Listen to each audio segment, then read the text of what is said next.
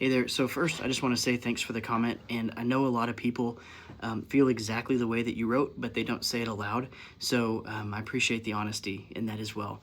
And just to start off, I'll say, like, you're right that God commands us to love Him, and also about your statement about judgment. Those are real things that really exist, but that real judgment, that's not because God is some sort of like insecure tyrant that needs an ego boost or something along those lines.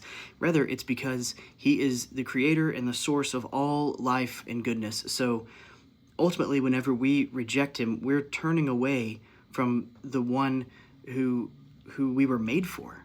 That's the way that I view it, at least.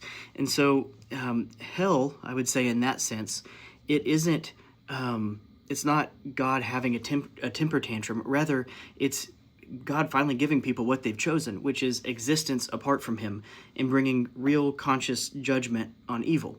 And his wrath against sin, it's not sort of like some kind of random rage that he has, but rather it is settled opposition to sin and to evil, and it's his commitment to justice.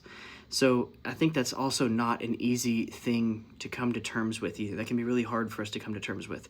But it's very different from some sort of like violent abuser that's then lashing out because things didn't go his way.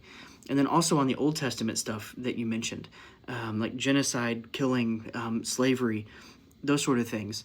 Those, I'll say straight up, those are passages also that many Christians wrestle with as well.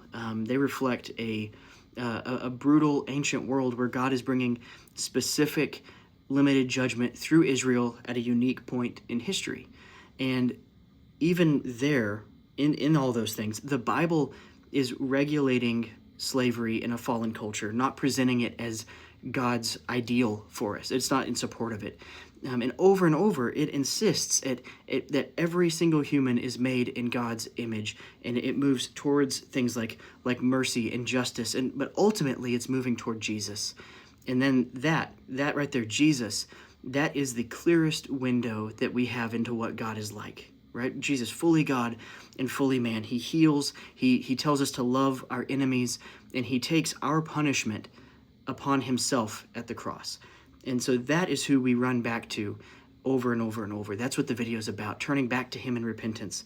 And listen, I get that you may still disagree with all of this, but I'm still glad that you spoke up and that we get to have this conversation.